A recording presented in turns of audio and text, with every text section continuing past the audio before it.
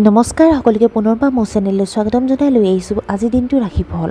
আজি হৈছে ২৭ জুলাই ২০২৫ অসমীয়া ১১ শাওণ দেওবাৰ। আজি সূৰ্যোদয় সময় পুৱা ৪:৩১ আৰু সূৰ্যাস্ত সময় ৬:২ আজি হৈছে তৃতীয়া তিথি আৰু শুক্লপক্ষ। আজি দিনটোৰ প্ৰথম ৰাশি হ'ল মেঘ ৰাশি। আপোনাৰ পৰামৰ্শ আনৰ বাবে উপকাৰী হ'ব। আপোনাৰ ভাল অভ্যাসত মানুহ সন্তুষ্ট হ'ব। আপুনি হয়তো আপোনাৰ প্ৰেমিকৰ আগত আপোনাৰ প্ৰেম প্ৰকাশ কৰিব পাৰে। আপুনি সামাজিক কামৰ প্ৰতি আগ্ৰহী হ'ব। সৰু সৰু উত্তেজনাই আপোনাৰ ওপৰত আধিপত্য বিস্তাৰ কৰিবলৈ নিদিব। ছাত্ৰ ছাত্ৰীসকলে হয়তো আজি নতুন কিবা এটা শিকিবলৈ চেষ্টা কৰিব। বৃষ ৰাশি। ব্যৱসায়ত নতুন কিবা এটা চেষ্টা কৰিব পাৰে। আপুনি হয়তো দান বৰঙণিৰ বাবে ধন খৰচ কৰিব। আপুনি হয়তো নিজৰ ক্ষমতা বিকাশৰ কাম কৰিব পাৰে। আপোনাৰ বন্ধুসকলে আপোনাক লগ কৰিবলৈ আপোনাৰ ঘৰত উপস্থিত হ'ব পাৰে। শত্ৰুৰ প্ৰতি সাৱধান হোৱা উচিত। মিথুন ৰাশি। জীৱন সংগীৰ সৈতে ৰোমান্টিক মুহূৰ্ত উপভোগ কৰিব। অবিবাহিত মানুহে বিবাহৰ বিষয়ে আলোচনা কৰিব পাৰে। চৰকাৰী কামত আপুনি ডাঙৰ সুবিধা পাব। আপোনাৰ বিৰোধীৰ মাজত আপোনাৰ সন্মান বাঢ়িব। কৰ্কট ৰাশি। আপোনাৰ বৈবাহিক সম্পৰ্কত প্ৰেম আৰু মধুৰতা বাঢ়িব। আপুনি ৰিয়েল ইষ্টেট কিনিব পাৰে। আপুনি আপোনাৰ ঘনিষ্ঠ বন্ধুসকলৰ সমৰ্থন পাব। অতিৰিক্ত আত্মবিশ্বাসৰ বাবে আপুনি লোকচানৰ সন্মুখীন হ'ব পাৰে। পৰিয়ালৰ সদস্যৰ সৈতে যোগাযোগ বজাই ৰাখিব লাগিব। আপোনাৰ মানসিক চাপ নাইকিয়া হৈ যাব। সিংহ ৰাশি। আজি আপোনাৰ মেজাজটো উৎকৃষ্ট হ'ব। স্বাস্থ্যজনিত সমস্যাৰ পৰা আপুনি সকাহ পাব পাৰে।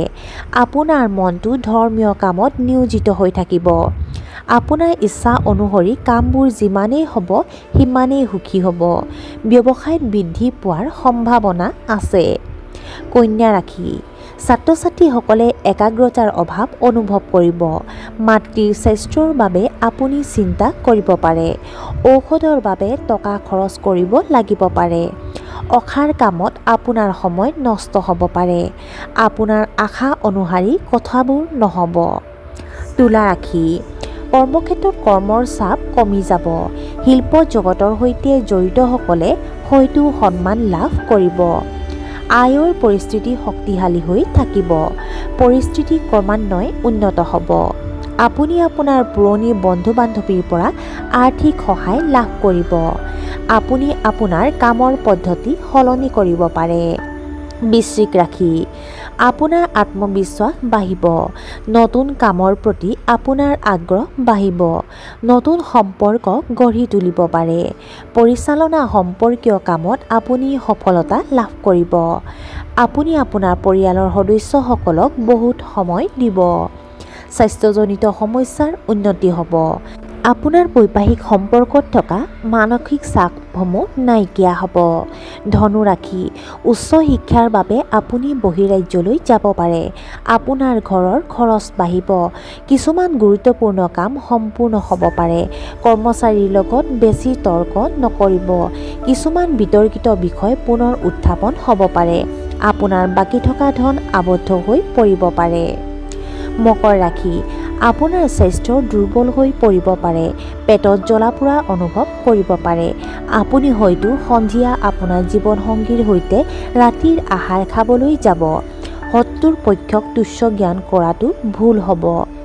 ল'ৰা ছোৱালীৰ সমস্যাবোৰ বুজিব। কুম্ভ ৰাশি। নতুন কাম আৰম্ভ কৰাৰ বাবে দিনটো শুভ। আপোনাৰ ঊৰ্ধ্বতম বিষয়াৰ পৰা আপুনি প্ৰশংসা লাভ কৰিব। অংশীদাৰিত্বৰ উদ্যোগ আপোনাৰ বাবে উপকাৰী হ'ব।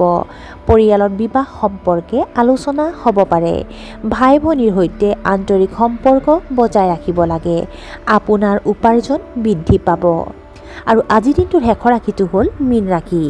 কৰ্মক্ষেত্ৰত আপোনাৰ ঊৰ্ধ্বতম বিষয়াৰ নিৰ্দেশ মানি চলিব লাগিব। অপ্ৰয়োজনীয় কথাত গুৰুত্ব নিদিব। গভীৰ বিষয় অধ্যয়নৰ প্ৰতি আগ্ৰহ গঢ় লৈ উঠিব।